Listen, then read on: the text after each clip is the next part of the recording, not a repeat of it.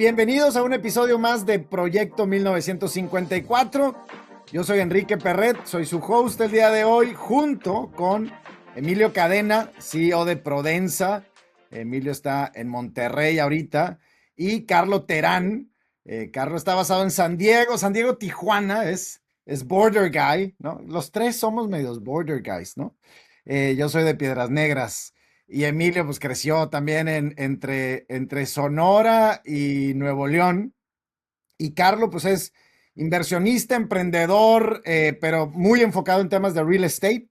Y bueno, vamos a estar platicando cada 15 días. Vamos a estar discutiendo, platicando, analizando temas que hayan sucedido en esos 15 días que tengan que ver con la relación México-Estados Unidos, ¿no? Y bueno, lo estamos haciendo en colaboración con White Paper, que nos brinda esta plataforma espectacular. La verdad es que creo que todos somos súper fans de White Paper y hemos seguido muchos de sus podcasts. Y la verdad es que nos encanta hacer esto. Ya hemos tenido, Emilio, Carlos y yo, varias interacciones como estas, cuando fuimos al Milken y cuando fuimos a Davos y cuando han sucedido ciertas cosas interesantes que hay que platicarles. En esta ocasión vamos a platicar de 4 temas. Vamos a intentar platicar de 4 temas, a ver si nos da el tiempo. Y el primero, y voy a empezar por ahí, es el reporte de creación de empleo en los Estados Unidos del mes de mayo que salió la semana pasada. Y voy a empezar contigo, Emilio, porque sé que lo has analizado. Yo ahorita tengo también mis comentarios y Carlos en toda la parte de construcción, retail. Híjole, hay unos datos, pues a veces medios contradictorios del mercado, ¿no? Bueno, a ver, lo primero es, pues no es un buen mes en Estados Unidos de creación de empleos, ¿no? Y luego cuando ves los detalles, Enrique, que es un poco lo que argumentamos en esta relación bilateral, es lo que crece son los servicios, ¿no? Los empleos de servicios en Estados Unidos, en esta economía de servicios que cada vez más se va convirtiendo en Estados Unidos. Hemos compartido datos ahí, pero en los 80s, el 9-10% de la gente en Estados Unidos trabajaba en las fábricas, hoy el 3.5%. Entonces, eso es lo primero. Segundo es que en la parte Pero industrial. ojo, Emilio, el dato general es bueno. O sea, el forecast eran de 80,000 empleos, se crearon 172,000 empleos. O sea, en el Sí, overall fue muy bueno el dato, pero pero, pero ese crecimiento es lo que te digo, por eso digo que no es bueno, obviamente viéndolo yo desde mi punto de vista. No son crecimientos de manufactura, que es la discusión que traemos en el tema bilateral, ¿no? Y de hecho, los sectores industriales que sí crecen, pues qué casualidad, son los sectores industriales que no tienen aranceles, ¿no? Los sectores industriales que tienen aranceles con México son los que no están creciendo. Entonces, me parece que otra vez el dato, y lo hemos venido mapeando desde hace mucho tiempo, la correlación de los empleos industriales, particularmente entre México y Estados Unidos, es casi perfecta, es decir, es casi de 1 a 1. Esto sigue abonando a esta, pues no le voy a decir hipótesis, porque otra vez es lo que los datos dicen, es de este sistema unificado de manufactura. ¿Y qué va venido jalando un poco a la parte industrial? El tema de AI otra vez y data centers, que creo que va a ser como la línea conductora entre los distintos temas que traemos. Eso sigue creciendo, inclusive en México es el sector que está creciendo más, inclusive en algunos casos pagando arancel, porque es más importante el otro boom que lo que está pasando con el arancel, pero yo creo que esta es una de esas self-inflicted pains de Estados Unidos, donde en una cadena de valor tan integrada y tan importante, y por ahí hay un estudio que estoy seguro que vas a hacer algún quote, Enrique, de lo importante de México en la cadena de valor para ese sector. Entonces cerraría ahí. Sí hay buena información, pero otra vez yo insisto que yo uso mucho esta palabra de averages o esta frase de averages are evil, ¿no? Porque, pues si la bolsa va para arriba y los empleos van para arriba, bueno, pero hay que empezar a rascarle para ver hay, qué sí, qué hay, no. hay que desglosar. A ver, de los 172,000 empleos que hay que decir, en abril se crearon 179,000 y un mes anterior, en marzo, se crearon 170, creo que 180,000. O sea, se han ido creando, son 3 meses consecutivos de que sobrepasa la estimación general de los economistas, ¿no? Ahora, de los 172,000, Carlos, 70,000 están en hospitality y leisure, ¿no? Que yo no sé si es el mundial, güey, ¿no? Y que a lo mejor van a desaparecer después de verano. Sí. Pero construcción también es muy bueno, es muy buen dato construcción, por ejemplo, casi 30,000 nuevos empleos. A ver, tío, hablando y que es esta primera vez que platicamos en esta plataforma, ¿no? Ninguno aquí es economista, ninguno aquí todo el día está haciendo investigación sobre esto, o sea, es una opinión general. Pero te voy a dar mi punto de vista desde arriba como alguien que pasa la mayoría de su tiempo del lado americano, la inmensa mayoría de su tiempo. Creo que cuando ponemos holísticamente fue bueno o malo, para Estados Unidos tenemos que regionalizar las cosas para empezar. ¿De dónde venimos? Venimos de un gobierno anterior donde la política era mucho de contratación en gobierno y contratación en salud. Salud sigue siendo un driver bien importante en el PIB de Estados Unidos, ¿no? Y a lo mejor no está tan afectado en toda la cadena por la relación México-Estados Unidos. Sí está más localizado, especialmente en el tema de servicios, como lo mencionábamos. Creo que la segunda parte es cuando regionalizamos las cosas. Si vemos California en los últimos 12 meses, se agregaron 100,000 empleos, ¿no? Que son non-farm payrolls, ¿no? Que también es algo que va cambiando con el tiempo, ¿no?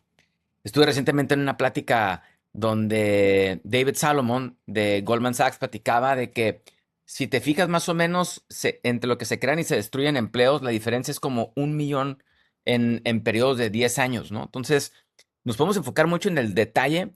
Para mí lo más importante es cómo están cambiando los sueldos y si la dicotomía entre los high earners, que es lo que está pasando a lo mejor en San Francisco, y los de servicio, si la parte de abajo, que es lo que va a influir mucho en la política en el futuro, qué tal está cambiando y si realmente están creciendo los sueldos en, digamos, la mitad hacia abajo, ganándole a la inflación. Para mí ese es lo que hay que fijarnos en estos reportes.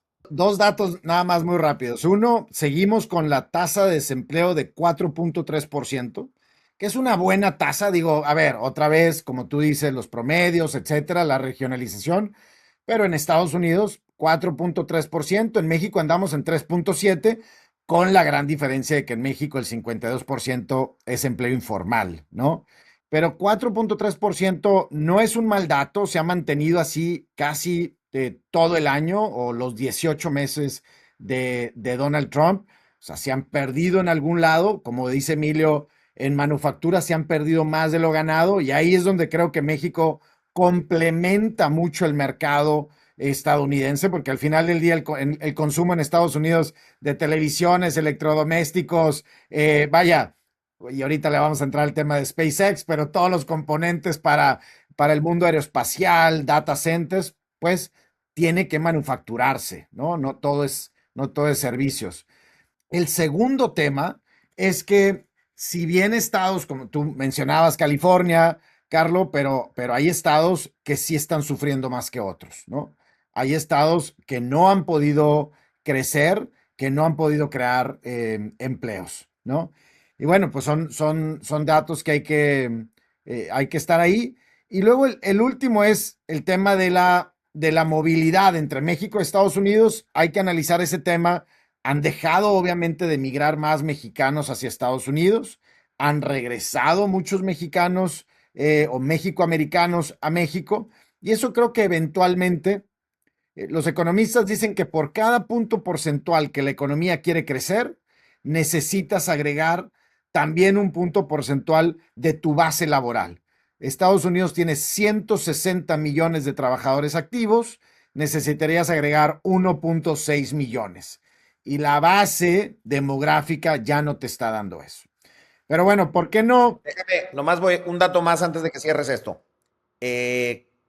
Para complicar más la discusión, un aumento year on year del 20% de vacantes no llenas en Estados Unidos en la parte industrial. Es decir, Estados Unidos quiere crecer, algunas empresas quieren crecer ahí, quieren Make America Great Again, pero se van a enfrentar con la realidad de que encontrar gente willing and able, ¿no? Dispuestas y preparadas para trabajar en la industria en Estados Unidos va a seguir siendo un reto. Esta tendencia que yo decía del 10% de la gente en la industria, ahora el 3.7%, que va de la mano con lo que dices tú, Enrique. Crecer implica gente y si esa gente no va a elegir a esos sectores, no va a estar fácil.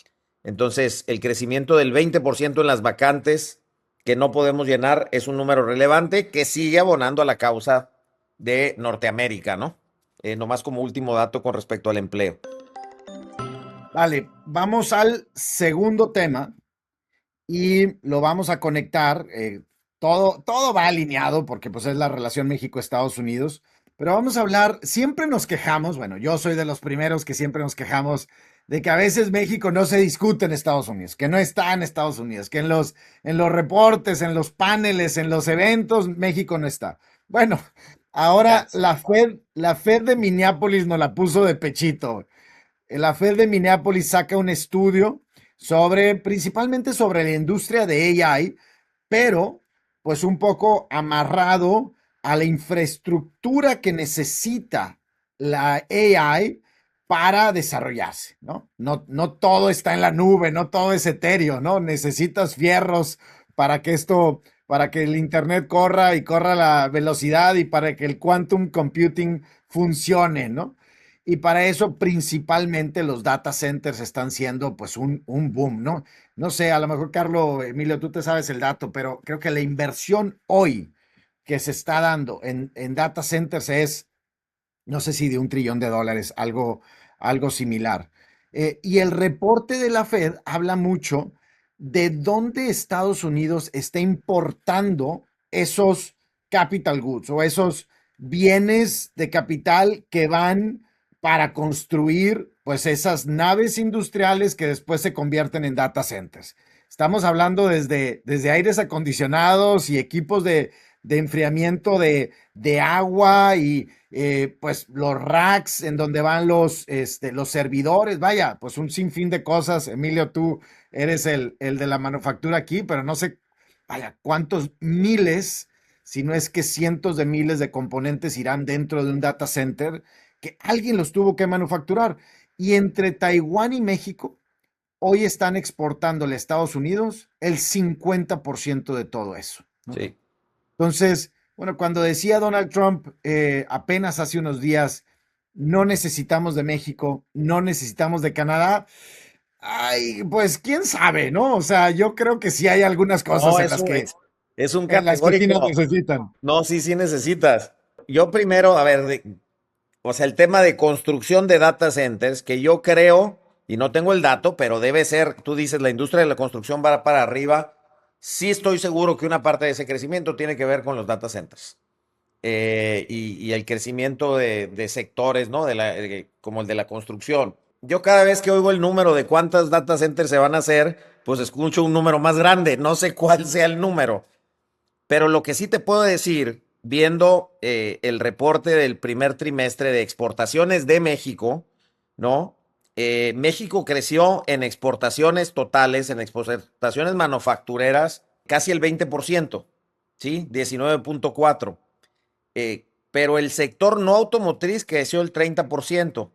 Y si le das doble clic, el sector que más creció es el de maquinaria y equipo. Y dentro de maquinaria y equipo, lo que viene maquinaria para el procesamiento de datos y maquinaria y equipo donde está esto que tú estabas hablando, Enrique. Y eso creció nada más 155% en el tema de procesamiento de datos y 65% maquinaria y equipo. O sea que el crecimiento es espectacular en este tema precisamente que hablas tú, Enrique. Entonces, sí se requiere, cuando para Estados Unidos lo más importante es tener el data center, necesita un socio que le ayude a habilitar ese data center. Y bueno, eso le está impactando en forma muy importante a México y yo creo que hay que tomarlo en cuenta. Y luego también nosotros como mexicanos hay que tomar en cuenta sectores que han decrecido, ¿no? Para llegar al 30%, si hay uno que creció el 150%, pues hay que ver cómo se hace el promedio, dónde están los perdedores, que ese es un poco desafortunadamente el momento en el que estamos. Yo creo que pudiéramos estar en un círculo virtuoso más incluyente, pero bueno, este es un sector, los grandes contract manufacturers de México, que están en México, Sanmina, Jabil, Foxconn, Flextronics, Celestica, etcétera, pues van con todo, ¿no? Carlos, ¿alguna visión desde, yo tengo la duda de California, porque California es probablemente el host de de la mayoría de las empresas de AI, o al menos ahí nacieron la mayoría de las empresas de AI, pero no necesariamente tienen los fierros California, o a lo mejor estoy equivocado. La otra vez platicando con un amigo mutuo acá, Álvaro Bustillos, decía, "Pues, solamente en El Paso hay 3 proyectos de data centers. Y cuando escuchamos a la gobernadora Gretchen Whitmer en el Milken, hay otros 4 en Michigan. Y al gobernador Pritzker de Illinois están construyendo el quantum computing más grande de los Estados Unidos con 20 billones de dólares y data centers. Vaya, se están construyendo en todos lados, es una pregunta. Y dos, ¿dónde están también los estados ganadores en esto, no? Sí, vamos así que a dividirlo por partes de la plática, porque creo que Emilio menciona un buen punto. Y sabe, porque creo que lo he mencionado en un par de podcasts anteriormente, que uno de mis libros favoritos sobre la relación del TLC es el de Once Upon a Car, creo que es Vlad Civic, el autor. Donde si tú lees ese libro, te lo regalé a Emilio cuando lo conocí bueno, cuando empezamos a tener una relación más de amistad hace unos 5 o 6 años, la narrativa de la industria automotriz, de que todo se fue, lo que te das cuenta es que también es una relación simbiótica. Yo creo que muchos ganaron, ciertamente alguien perdió, pero no fue 1-1 la pérdida. O sea, realmente sin el apoyo de México, muy probablemente parte de la industria automotriz, o probablemente Emilio me va a dejar mentir porque él es el experto en el tema, entiende la estructura de costos mejor que yo y de supply chain, no sobrevive el mercado americano para lo que hoy se manufactura. Que hay deseos de que fuera más, claro que los hay, pero sin México no existiera la posibilidad ni siquiera de que estuvieran los que hay, ¿no? Entonces yo creo que eso va a terminar pasando. Parte de lo que dice el paper de Minneapolis, que ciertamente el 25% viene de ahí. Entonces, para mí, aunque la narrativa pueda ser una en algunos círculos, por yo creo que narrativa política, como en todo el mundo la hay, y como lo vivimos inclusive del lado mexicano, yo creo que la relación va a terminar siendo muy simbiótica a final de cuentas y va a ser un ganar-ganar para todos. Eso es por la parte de la cadena de suministro de componentes. Ahora, cuando vamos a la cadena de energía, justamente traíamos un par de recomendaciones. Uno de los documentales que les quiero recomendar en YouTube, o los originals que tiene CNBC o Bloomberg, son 2. Tengo uno de cómo funciona el sistema eléctrico americano, el Power Grid, que tiene mucho detalle en cómo se origina la energía, cómo se distribuye la energía, cómo está estructurada la energía eléctrica en específico y las diferentes fuentes que hay. Y otro es un ejemplo de una planta que lo hace CNBC de Amazon de Chips, un data center, donde van a un pueblo pequeño en Indiana y sí, hay muchos componentes, pero también te das cuenta de la necesidad local que se tiene para poder hacer un data center. Tiene que ver con agua, tiene que ver con tener trabajadores. Creo que esta ciudad Sí. tenía 12,000 personas, trajeron a 4,000, pues es crecer 25% de la población. Cambiar desde los sistemas de tránsito, el sistema de eléctrico, las casas van a cobrar igual, no van a cobrar igual. Y hay este tema que es el Commerce Clause en Estados Unidos, de que un estado no le puede poner un impuesto a otro, pero realmente los estados están compitiendo con incentivos fiscales o incentivos de empleo de algún tipo. ¿Quién va a ganar o quién no? Yo creo que algunos van a ganar en este sector, ¿no? Como otros ganan en otro sector. Hablamos del ejemplo de California. California probablemente en poner plantas nuevas de electricidad va a ser muy complejo, ¿no? Pero entrar el talento que va a diseñar los chips, pues probablemente va a seguir siendo por los próximos 10 años por la pura infraestructura universitaria que tiene el líder. Pero Texas, Indiana, Ohio, ese tipo de estados van a lo mejor ganar porque tienen otra estrategia, ¿no? Entonces, a mí lo que yo veo venir y digo es, sí estamos en un boom de gasto de CapEx, como lo mencionamos en Nerd Capital Forum, en diferentes verticales a raíz de esta demanda.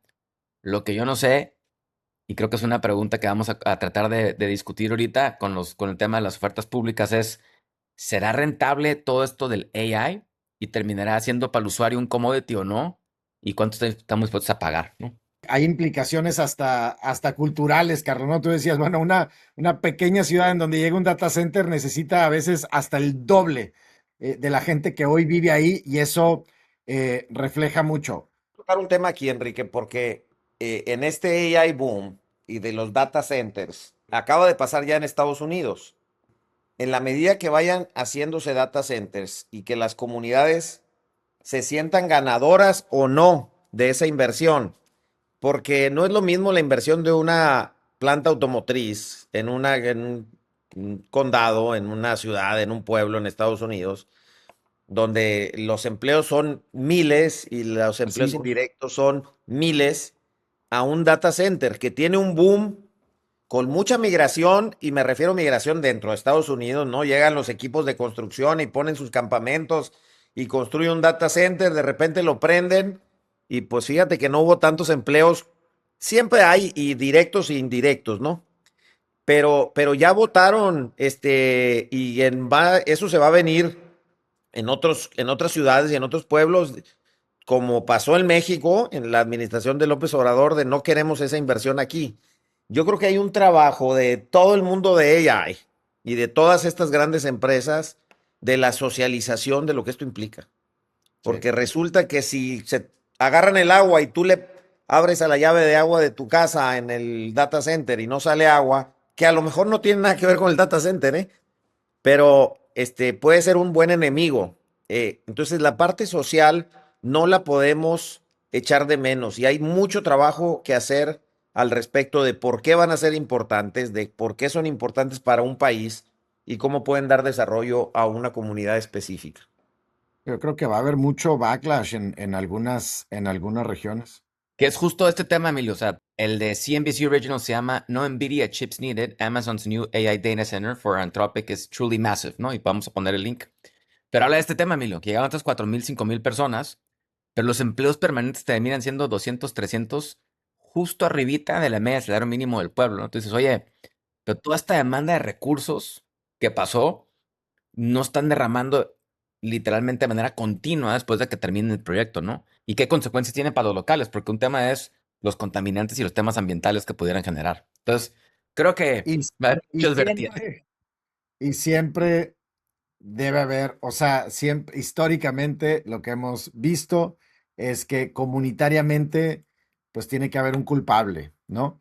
Y eso me preocupa más en un futuro, pero, o sea, ¿quién es ese culpable que dejó sin empleo o que no dio empleo, etcétera? Sobre No. todo en el mundo de la sabiduría de Instagram. Se encuentran culpables muy fácil porque está el otro libro que se llama Calling Bullshit, sorry, pero así se llama el libro, ¿no? Es muy difícil desmentir a alguien que puso, si tiene la suficiente influencia, que puso algo en una red social para no echarle la culpa a alguien, y parece que sabe mucho y asegura categóricamente que ese data center tiene un impacto ambiental malísimo, lo cual puede ser que no sea el caso. Y entonces, ¿cómo te desmientes de eso? Entonces, otra vez, esta cultura de los datos, a mí, una de las cosas que yo promovería sería, hay que volver al análisis de la data y no tan filtradita, sino realmente ver los números. A ver, aquí dice 25% y acá esto. Eh, entonces también podernos meter a ese tema de analizar el dato y crear tu propio punto de vista, ¿no? Oye, nomás que, Vamos a poder poner links y también nos van a hacer comentarios, Carlos. Yo creo que exactamente, está bien recibir comentarios de gente que opina en contra, ¿no? Y distinto a este nosotros. mensaje de Emilio, they're gonna call bullshit on us también, o sea, va Sí, a ser a claro. nosotros. Entonces es No, parte de, claro. ¿no? Probablemente tenemos también una parte de la información, o sea, los datos son muy importantes, pero hay datos también desde los diferentes fuentes y desde los diferentes lentes, ¿no? Con que lo veamos. Vamos Así al es. tercer tema. El tercer tema tiene que ver con las ofertas públicas iniciales. Hoy estamos grabando a viernes 12 de junio y hoy salió SpaceX, ¿no? Carlos, tú eres el bueno en esto, no, tú nos vas a guiar. Son tres salidas que en conjunto estamos hablando de evaluaciones, si no mal recuerdo, de casi $4 trillones. El S&P 500 tiene una evaluación total de casi $65 trillones. Entonces, que en una semana o 2 semanas salgan 4 trillones de eso, vaya, parece ser brutal. Y bueno, SpaceX se convierte en la sexta empresa más valuada de toda la lista de empresas públicas en Estados Unidos. En fin, hay muchos datos y creo que con lo que ya platicamos podemos conectar con México también. Ahora vamos a empezar de arriba para abajo. Vamos a ponerlo en contexto muy fácil. Para empezar, no fueron tres. O sea, fueron tres originalmente con los IPOs mencionados. Pero se adelantó Google con una propuesta de levantar en un mix de private placement secundario y primario, perdón, 80 billion. Entonces se adelantaron ellos. Y luego hace unos días también anuncia Bezos que su compañía de AI iba a levantar también una cantidad significante. Entonces, hay cinco que están medio persiguiendo el mismo objetivo dentro de esto, ¿no? O esta industria, que a diferencia de donde venía las famosas FANGs, venían de modelos de muy poquito capital invertido y muy poquitos fierros. Si vemos el negocio original de Google, pues era un buscador, un search engine tal cual, con muy poquito CapEx y muy poquitos activos fijos para la cantidad de dinero que generaba.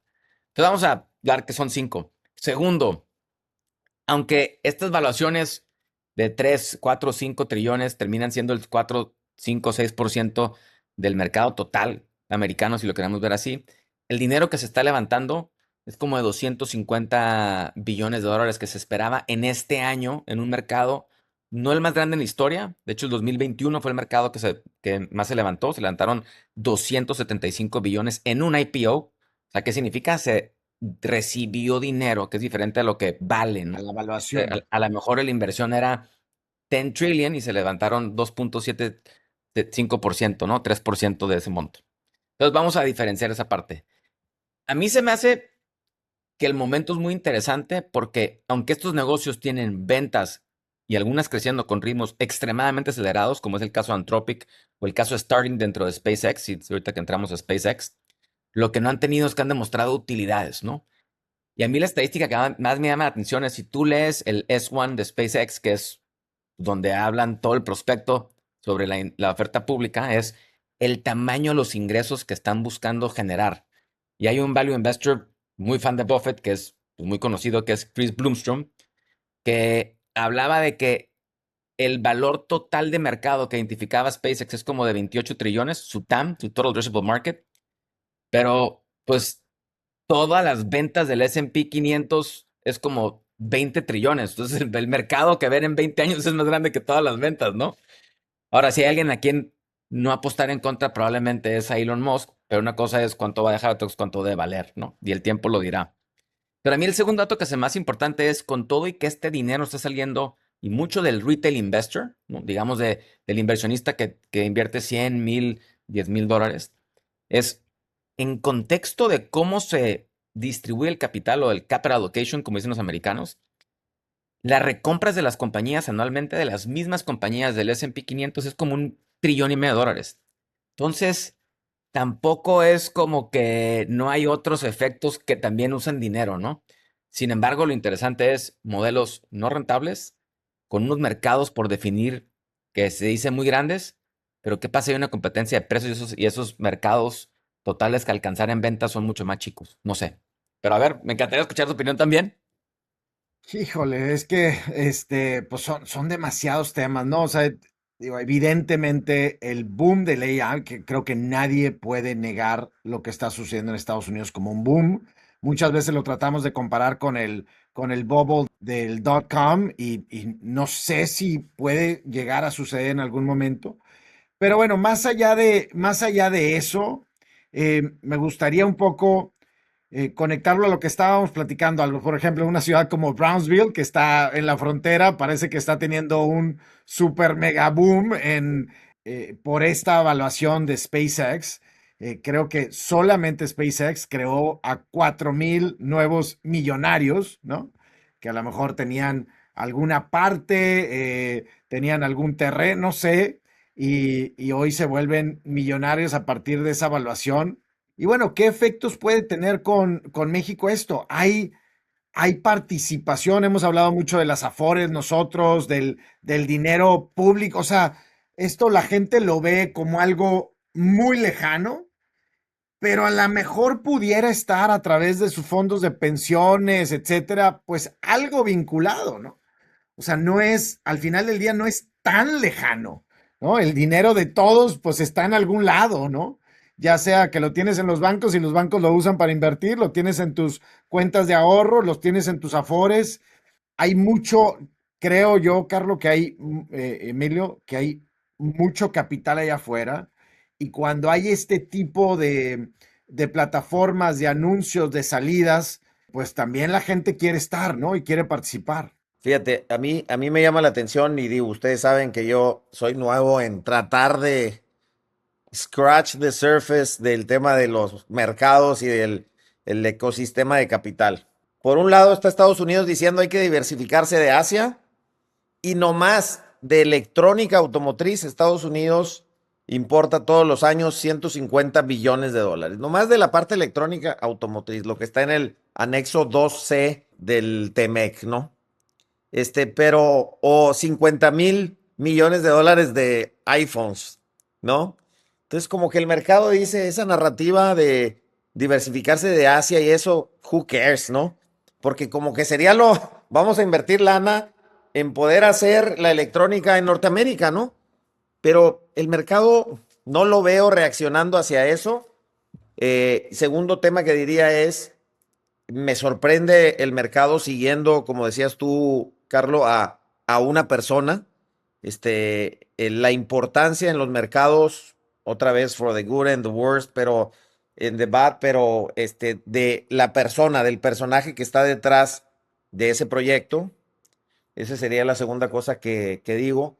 Y luego la tercera cosa, me parece que lo de Starlink, hablando específicamente de SpaceX, me parece que Starlink pues, tiene utilidades, es un negocio, me parece una solución espectacular, la verdad, el acceso a Internet prácticamente en cualquier lado, o en cualquier lado, no prácticamente, me parece súper interesante.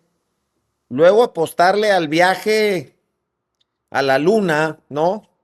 El mismo Carl Sagan decía, si los humanos estuviéramos invirtiendo en este planeta lo que le estamos invirtiendo para ir a buscar este otro planeta, tendríamos resuelto el hambre, el cáncer, etcétera. Entonces a veces también me llama la atención. Entiendo que el espíritu aventurero y lo que tú quieras, pero híjole, ¿qué haría 1.5 trillones de dólares con respecto a agua limpia, alimentación, salud, educación? Es un poco por eso a veces también la gente nos critica, porque ahí estás metiéndole esa lana y volteas al otro lado, a la esquina, y están pasando cosas mucho más elementales.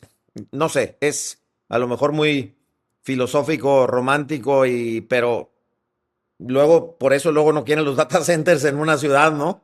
No, a ver, yo creo que es una, o sea, es una buena reflexión ahorita que está eso en la audiencia y en la comunicación y todo, pues sí, vaya, creo que hay muchos argumentos de por qué sí seguir innovando, explorando, haciendo investigación, etcétera. Creo que más allá de lo que podamos criticar de Elon Musk, lo que ha desarrollado y lo que ha generado en trabajos, en todo, es brutal, más allá de la persona, ¿no? Yo creo, Emilio, a ver, en esta reflexión que haces, ¿no? De gastarlo en agua, gastarlo en todo esto. Hay un par de cosas que vamos a quitar los nombres de las personas, porque justo acá hay una entrevista de Jeff Bezos que le preguntan lo mismo sobre la filantropía, ¿no? Pero quita el nombre de Musk y quita el nombre de Bezos. Si tú ves el efecto que ha tenido el poder comprar en Amazon en un clic y el efecto deflacionario y toda la infraestructura que se tuvo que crear alrededor de esto para que tú como humano puedas comprar un clic, a lo mejor más en Estados Unidos, que es lo que está más desarrollado ahorita, pero también ya hace comercio con México. O sea, la verdad es que tiene un efecto multiplicador y él lo platicaba, muchísimo más grande que el poder dar un cheque para X o Y causa, ¿no? No lo vemos los humanos porque estamos viendo, o no lo vemos tan comúnmente, ¿no? Pero el precio de muchas cosas, otras no, pero muchos de los bienes de consumo que consumimos se han ido deflacionando a través de esto. Parte de mí lo que me llama la atención de Musk, y ojo, cero recomendación de inversión en este podcast, no estoy recomendando esto, pero cuando tú lees la biografía de Isaacson, él tiene una obsesión, como la tuvo Costco, como la tiene igual Bezos, de ir bajando los precios de las cosas porque creen que a final de cuentas es quien gana, ¿no? Que significa que el pool de dinero de utilidad de la industria pues se va reduciendo o necesitas mucho más capital para alcanzar, ¿no? Digo, a grosso modo, ¿no? Puede haber muchas cosas que estamos dejando fuera en detalles. Pero, por ejemplo, en Starlink, pues las soluciones que puedes traer para que alguien aprenda agricultura en una parte donde a lo mejor no tenían el conocimiento en la infraestructura escolar para que pueda hacerlo en otras partes del mundo, ¿no? Entonces, aunque no parece que estamos solucionando un problema, son muchísimas las herramientas que nos están llevando a esto, ¿no? Cuando ahorita que entremos a la parte de recomendaciones, voy a platicar un libro que construye sobre esto. No, Pero a no, yo mí, creo, a ver, yo dije Starlink me parece una solución espectacular, porque creo que el Internet y la tecnología ha democratizado muchas cosas. Luego tiene, como las fábricas, tiene environmental impact. El Internet tiene impacto también o ambiental o psicológico o social. O sea, igual que las maquiladoras lo tuvieron en México. No, para nada pretendo que no haya desarrollo económico. No lo pienso así. Creo que luego el tema de los costos es una combinación de cosas. Sí, está muy bien Amazon y I'm a user y genial. Me parece admirable lo que hacen.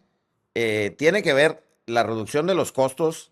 No es nada más porque lo puedas comprar a un clic, ¿eh? Es porque te lo pueden traer de China mañana. Entonces, cien por digo, ciento, pues hay muchas cosas. No estamos delegando, lo que más digo es no, todo y lo que solo sea digo, infraestructura me mundial, ¿no? Para eso. sorprende porque yo te preguntaría al mismo tiempo, ¿no tendría retorno económico que el agua de los ríos de México estuviera limpia, por ejemplo? Seguro que sí. No tengo idea. Eh, Ojalá y, sí, ¿no? y mucho más inmediato, ¿no?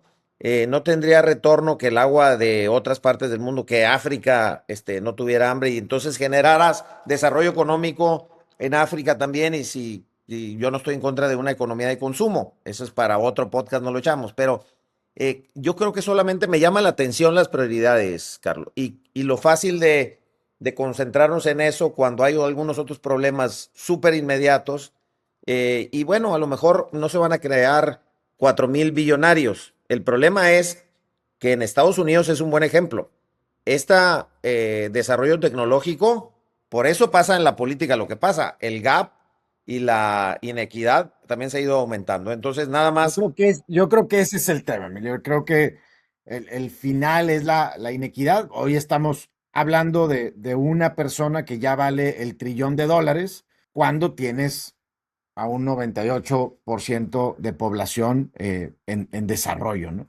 O sea, creo que es eso. Yo creo que soy el primero que celebro todo lo que tenga que ver con bajar precios, generar industria, mucho más capital, etcétera, pero sí tiene que ir acompañado de un desarrollo para todos. Nadie está alegando que no. No, Lo no, único que es porque también, ojalá no hubiera desigualdad, ¿no? Pero también hoy tenemos el ejemplo, ¿no? De esta persona. La gente con su dinero votó ser consumidor y su accionista. O sea, ese precio no lo puso Claro. la persona, ¿no? El mercado en el que él participa, ¿no? Ahora la pregunta es cómo se cierra ese gap después. Pero bueno, buena Es discusión. una gran plataforma para cerrar el gap. Bien, vamos a pasar a las recomendaciones. En el próximo episodio le entramos a las rondas de negociación México-Estados Unidos, que ya pasó una y vamos a tener otra la próxima semana. Las juntamos las dos rondas y vemos cómo va el estatus, etcétera. Vamos a las recomendaciones. Carlo, A ver, como sabes, soy consumidor de mucho contenido, de libros, de podcasts, etcétera. Y traigo cuatro. Tres las pueden encontrar en YouTube. Ya dije la primera, no NVIDIA chips needed. Amazon's new AI data center for Anthropic is truly massive. Está en el canal de CNBC Originals. Y ponemos el link aquí. Muy interesante el efecto que platicábamos de AI.